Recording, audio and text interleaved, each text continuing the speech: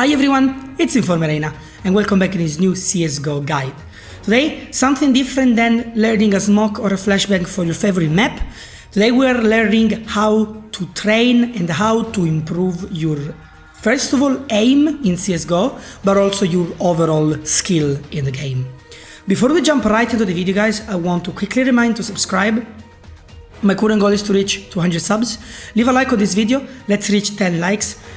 Let me know in the comments down below what's your opinion or your feedback, and don't forget also to share this video with all your passionate friends.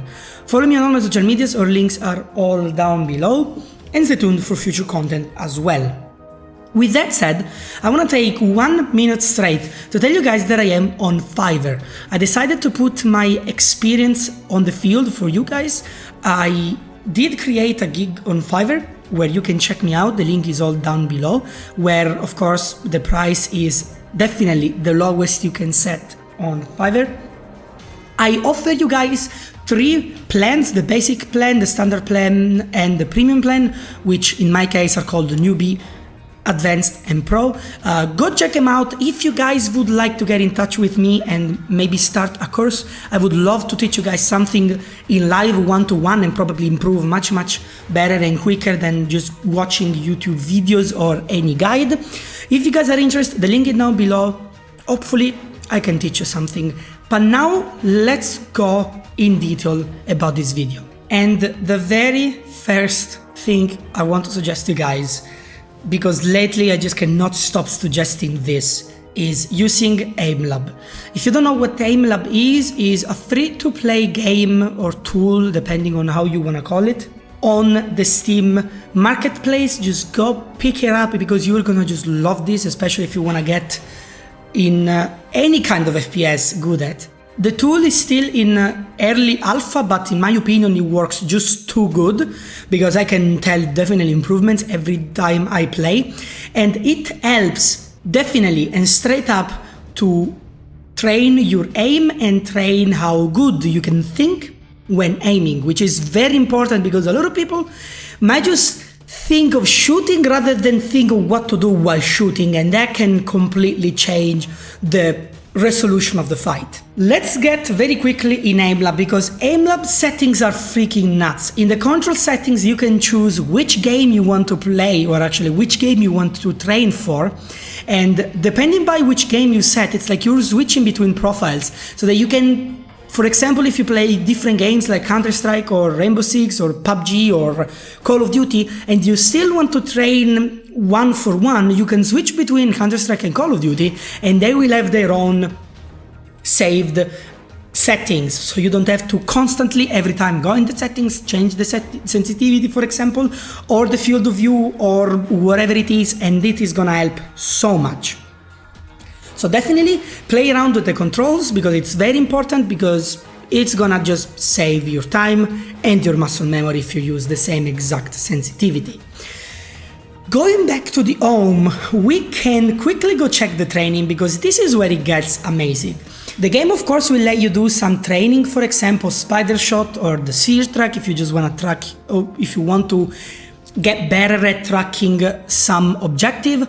Grid shot, which is if you follow some pros here and there, this is where they always show their clips of nuts and crazy results, and of course it's gonna make you do any other more. But the probably beautiful thing that I just love about this is the training data, because it tracks how good you're training, or also how long you're training every day. So for example, this very dark dot is today, because I didn't start any game yet. I just, if I'm not wrong, play the grid shot just quickly, but that's it. So of course I'm gonna do my training today since I skipped yesterday. But this is so amazing, because yourself you can track how good you're doing, and of course the lighter the ball, the higher you train, so which is very nice. So already very good recommendation is do not stop training unless your ball is either light blue or almost aqua, so between those. So already I just kind of fucked up already some days ago. But anyway, with that said, the thing that I do have to suggest you guys is to play around with the tasks, because in tasks you can train your flicking, your tracking, your speed, your precision, your cognition and perception, which are very good because those two in particular will focus on training your brain and how quick you can think depending on the situation. And trust me when I say it, in CSGO, the quicker you think, the quicker you win, because it's very important when it comes to decisions. In detail, in flicking, you can of course train your flicking, as we can see in this video. It will make you do some exercises where you have to flick, and the quickest you do it, the higher the score. And of course, by doing it day by day, you will get better and better, so quicker and quicker, so your score should go higher and higher and higher. It will show, of course, your percentage of precision, which is very good because so that you can keep track on it. But the very important thing is that right at the end of the test, it will give you a summary telling you how good you did, how exactly your pros and cons of your test were. So for example, if you're doing a spider shot, you might be extremely precise, but probably way too slow. So the game will tell you, well, you were extremely precise, but your speed is below average, for example. And they will give you suggestions how to improve that. So for example, it will tell you, well, your speed is, below this amount of percentage, so train more the speed training. And guess what? We have the speed training here. So it's very good to do it, and especially right at the beginning, it's very good that you study your own data. So for example, you're doing spider shot or you're doing micro shot, and right at the end, just don't skip immediately. Take 1 minute or two to read your data, because tomorrow when you're coming back, you can compare the same data to see if it went up or down, and depending by how it went, you can adapt to it. So it went down, maybe you have to do it more. If you went up, well, keep on doing it because you're doing a great job. Then of course we have training, which is normal tracking for training. Some of them can be shooting a target and immediately flicking to the other and tracking it. Some of them are like the strafe track, where the ball moves and all you have to do is of course tracking this ball. And so on and so on. Then we have the speed section of training, which is probably the most used one, because the quicker you are in CS, the more accurate you are as well. It helps you much more with your aim. And those can be spider shot in mode speed, micro shot in mode speed, and all of those pretty much. These will help you improving your speed. So maybe, for example, at the end of the training, you might be extremely fast, but not that precise. So the game at the end will tell you, well, good job, because you were very, very above average in terms of speed, in terms of time to kill, or probably between your other sections. So you were faster than yesterday, or faster than the last couple of sections, but it will tell you maybe that you are not that precise, so you should probably try to play some precision and speed combined, which we're gonna see later. So it's very important that right at the end of the test, you compare your data. Then we have precision, where in precision, speed does not matter precision, so you gotta get it small, you gotta get it slow, and you gotta get it right. Cognition is, for example, tests that will help you decide fast. So for example, this one, it will pop up either a blue or red sphere. You have to shoot it and immediately flick it on the same color of the sphere. So if you shoot in the middle a red ball, you have to flick on the red ball right immediately. And this helps you a lot because, of course, the faster you do it, the higher the score is, and the longer you do it, the better you get. But at the same time, you can recognize quicker which sphere you have to shoot, and of course, it will train you this way. Perception, it will help you, for example, with detection time, as this one just says it's the detection. So as soon as you see the ball, as soon as you shoot, it will, at the end of the test, count your reaction time. Or also we have audio spatial 4 or 8, which all it does is putting 8 or 4 sphere around you, and they will make a noise, and you have to immediately flick to it and shoot the one that made the noise. Or also, of course, audio detection. And then we get to the very spicy stuff, the sandbox mix, which is one that I'm playing lately so much, which is about carry pretty much a little bit of everything. You have to flick, you have to be good at tracking, you have to be quick, but you especially have to be precise. Pentakill, for example, is one that I really suggest you guys to do, because you only have 5 bullets on your chamber, and 5 balls will travel in front of you in different speed, and your goal is to hit them all at pretty much in the same time without letting them go away. As we can see in the video, some of them go behind the wall and then you cannot shoot them anymore, but at the same time, the quicker you hit them, maybe the higher the chance of missing, but you only have 5 bullets, so this really helps a lot. And then we get in the best way possible, the sandbox AI. I said right at the beginning that at the end of the test you will have data. Not only you are gonna study your own data, but the game will study you too. If you, for example, play 5 of the spider shot flicking or tracking, or how many you wanna play, 5 or 6, 3, I don't know honestly the numbers, but the more you play, the more the game knows about you. If the game knows that you are slower on hitting the targets on your left, or probably you are less precise on hitting the targets above you rather than below you, the game will make an AI test where it will go literally against your weaknesses. If you're weak on shooting targets above your eye of sight, for example, then you will go against a lot of those targets which are above you. So this is very extremely good, because not only you will do all the training, but then at the end you will do a sandbox AI which will pretty much try to adjust all the mistakes you did the whole day or the whole week. The biggest suggestion that I can give you guys is, to be fair, play them all, see which one you like, see which one you think you feel the best playing it, see which one you feel like you can improve with. And then let me know in the comments down below if you guys want to have some help, or as I said at the beginning of the video, come on Fiverr, because I will cover in extreme detail this section.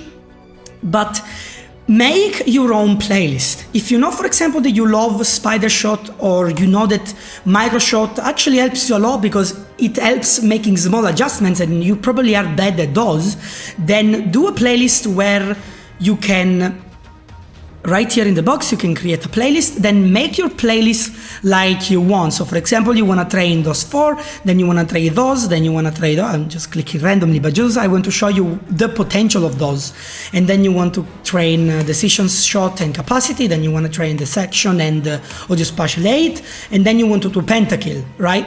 So you did in a playlist something like 12. I would suggest you to make a playlist at least out of 20 of the trainings, because it will help you much more than a few. And then right at the end, do yourself a favor, put spider shot AI, micro shot AI, and then reflex shot AI. Those 3 in particular will completely go against your weaknesses from the flicking section, from the speed section, from the precision section, and they would be just so good. Because if you did some mistakes on shooting those kind of targets, AI will go for the mistakes. The AI will force you to repeat those mistakes, and you of course don't have to make those mistakes, otherwise you'll miss. And it will give you improvements. AimLab is just extremely good. Like I cannot stress enough, guys, how good AimLab is. I don't want to get too long on this video, but to be honest, to improve your aim and to improve your overall performance in game, well, of course, you can do this on CS, but why not use a free-to-play tool such as AimLab? And now, let's get in the CS area. And then we are in CSGO. How can you improve your own by CSGO? Well, it's actually not that hard, because CSGO has a very good community into the workshop that will help you improve a bunch.